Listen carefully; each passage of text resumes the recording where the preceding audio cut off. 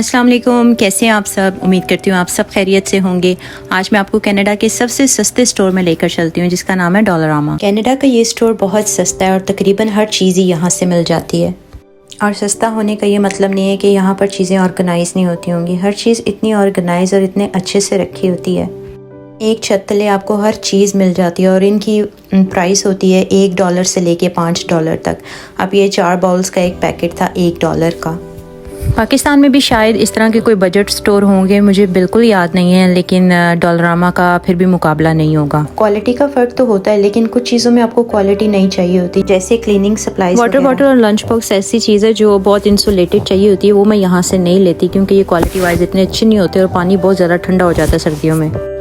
अब ये ग्लासों का एक 4 का सेट है, आई थिंक 1 कुछ का। ये चीज़ें आपको बहुत अफोर्डेबल पड़ती हैं। आपको पता है बच्चे जो होते हैं शीशे वगैरह के ग्लास तोड़ देते हैं, फिर उनके लिए ये चीज़ें बहुत करामत साबित होती हैं और बजट फ्रेंडली होती हैं। ये किचन के रुमाल्स की इतनी अच्छी कलेक्शन लगी हुई थी, इसी तरह चीप $1-2 की। जब हम नए कनाडा आए थे तो हमने किचन का सारा सामान, प्लेट्स, डिशेस, कप्स, ग्लास सब कुछ यहाँ से ख़रीदा था, क्योंकि जब आप नए आते हैं तो आप बैग से सेविंग लेके आते हैं जिसको आपने बड़ा ध्यान से यूज़ करना होता है, रेंट करना होता है अपार्टमेंट, फिर चीज़ें वगैरह ख़रीदनी होती हैं, फिर जब तक नई सैलरी आती है आपने अपना बजट देखना होता है। और जब आप नए कनाडा आते हैं तो आप स्ट्रगलिंग फेस में होते हैं, आप हर तरह से स्ट्रगल कर रहे होते हैं, इमोशनली, फाइनेंशियली।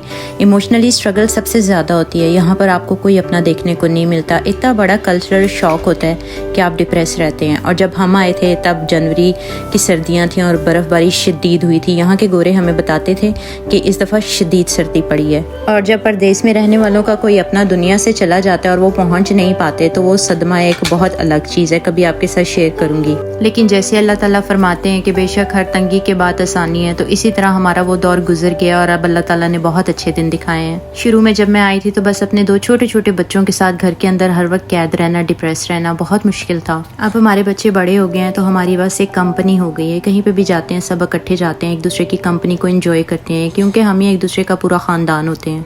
स्पेशली जब मेरे बच्चे मुझसे फरमाइश करते हैं कि मामा आप भी चलें, तो मुझसे इनकार नहीं हो पाता। आई थिंक सारी माएँ इसी तरह का दिल रखती हैं।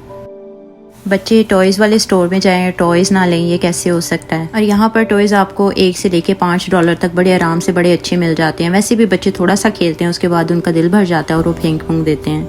ईद के मौके पर मैं अपने बच्चों को मुसलमान बच्चों के लिए यहाँ से कोई ईदी वगैरह लेके दे देती हूँ, जिससे बच्चों में आपस में मोहब्बत बढ़ती है। फिर मैं उन्हें बताती हूँ कि हमारे दीन ने भी हमें कहा है कि एक दूसरे को तोहफे तोहफ़ दिया करो, इससे मोहब्बत बढ़ती है।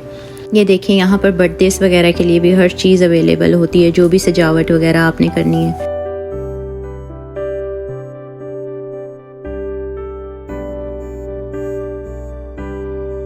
कल यहाँ पर इनका ईस्टर डे है तो इनकी ईस्टर की सारी चीज़ें यहाँ पर इन्होंने एक आयल सीजनल लगाई होती है। इसमें इतनी प्यारी प्यारी बास्केट्स थी। इस तरह की चीज़ें मैं वैसे ले लेती हूँ, उसे घर में अदरवाइज इस्तेमाल कर लेती हूँ। मुझे ये कलर्स बहुत क्यूट लगते हैं। बल्कि मैंने एक इनका बॉक्स लिया जिसको मैं मसालों के डब्बों के तौर पर यूज़ करूँगी। मेरा ख्याल है मैंने पीछे वीडियो में दिखाया आपको वो बॉक्स। जब भी इनका कोई इवेंट होता है चॉकलेट्स के ढेर लग जाते हैं और इतना मीठा होता है, पूरी शॉप मीठे से भरी होती है। यहाँ कार्ड कलेक्शन भी बहुत प्यारी थी, $1 के कार्ड, और इतने अच्छे कार्ड थे। हर किस्म के कार्ड्स मिलते हैं यहाँ पर, हस्बैंड के लिए, बच्चों के लिए, दादी के लिए, नानी के लिए। पाकिस्तान में अब कार्ड्स का उस तरह से रुझान नहीं रह गया। अब आपको इस तरह से ईद मुबारक वगैरह के कार्ड नज़र नहीं आते, क्योंकि ज़्यादातर लोग मोबाइल पे ही विश कर देते हैं एक दूसरे को। चलें जी, आज डॉलरामा की शॉपिंग होगी। इंशाल्लाह नेक्स्ट व्लॉग में किसी और टॉपिक पे बात करेंगे। तब तक के लिए अपना ख्याल रखें। अल्लाह हाफ़िज़।